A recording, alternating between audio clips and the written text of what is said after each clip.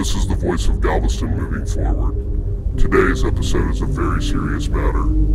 There have been accusations by the golf cart people that the city of Galveston is engaging in corruption and mismanagement. However, as you've seen in the last 3 episodes, we've found evidence that the golf cart people are not being completely honest. Today's episode is of grave importance, and therefore there will be no silly captions or other jokes. Hey, I thought we agreed that I'd be doing the narrating this time. Wait, what? That's not a suggestion, that's the law. That's kind of like the whole point of the... Oh, forget it. It's just, remember when we had the meeting on Thursday after we talked about the recycling? I said that, we really needed to be real serious about this, and that's why we would use the deep, scary sounding voice and really get people's attention, and... We're getting off track. And forget about my hair products, they're just for me, Low blow, man, low blow. Anyway, let's get back to the story. Where was that mute button? Oh yeah, there it is. Anyway, let's get back to episode 4 where we talk about very serious things. Oh my god, I can't believe it. I just got a text message. Daniel's been hospitalized with a serious paper cut.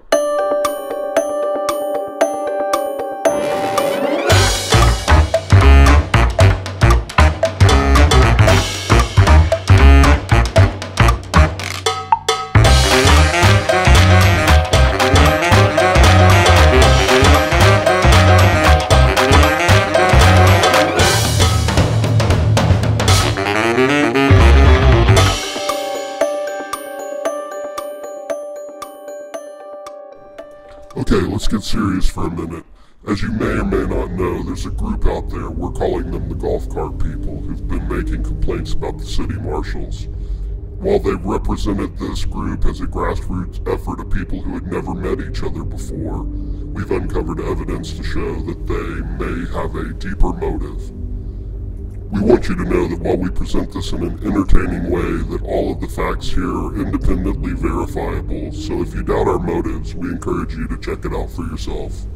It's all available through public information. Everything, of course, except for the marginally funny jokes.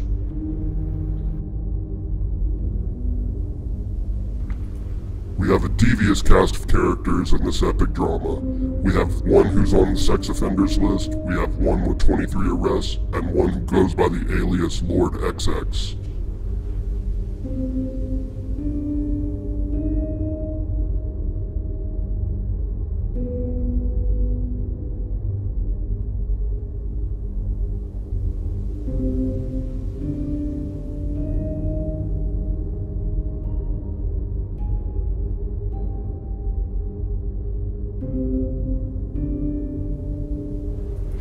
Now we'd like to introduce you to the so-called mastermind of the group, Rodger Douglas, aka Rodger Dodger, aka the Galveston Ghost.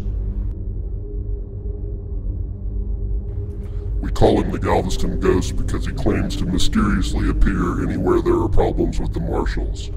He claims that he was a witness to Jason's arrest, an innocent bystander, but yet there's no evidence of him on the body cam footage being anywhere in the vicinity.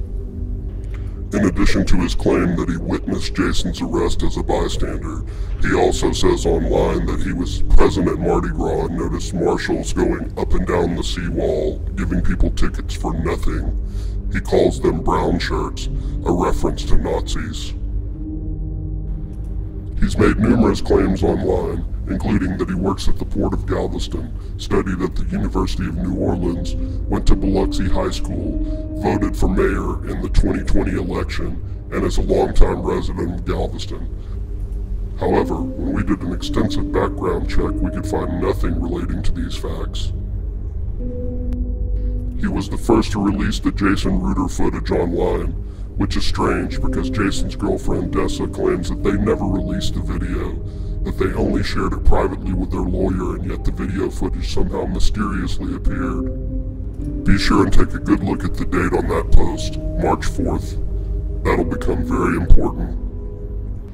So how did Rodger Douglas get access to this video if it was only shared with their lawyer? Material shared between a lawyer and client is sacrosanct, and revealing it could lead to disbarment or worse.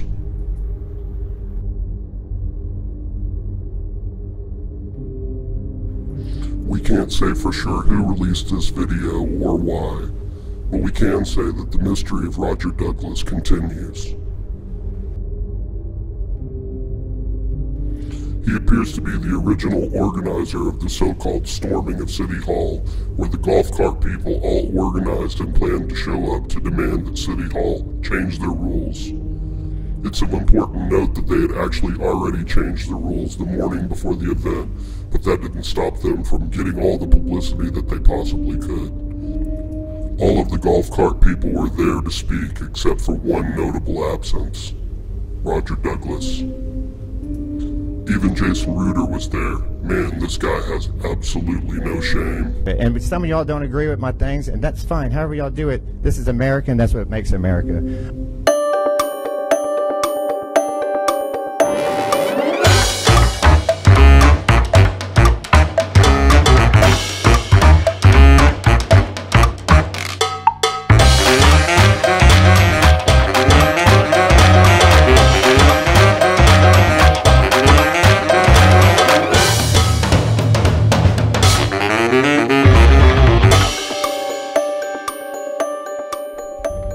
While we may not know definitively who Rodger Douglas is, his mere existence brings about a lot of questions.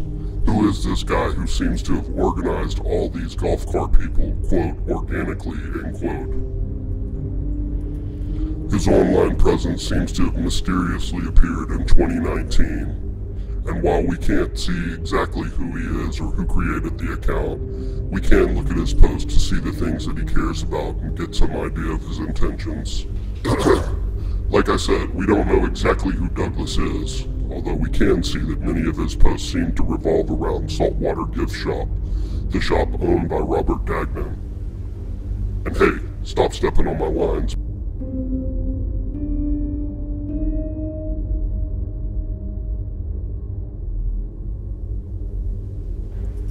There is one very interesting post that I'd like to draw your attention to. It's a post where Rodger Dodger, aka Rodger Douglas, aka the Galveston Ghost, asks people to buy their, quote, booby beads, end quote, at Saltwater Gift Shop, and says that if you come by, you will see him wearing his light-up crown. Now, we can't say for sure, but that sure seems to indicate that he either owns or works at that place of business.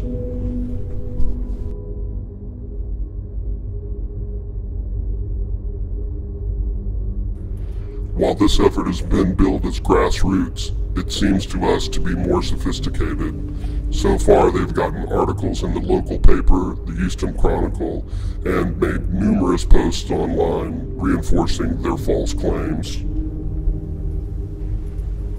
Before we go, we'd like to leave you with one thought.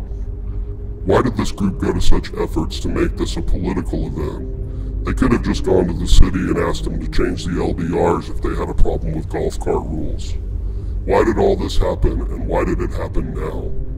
Next week, we'll answer some of those questions.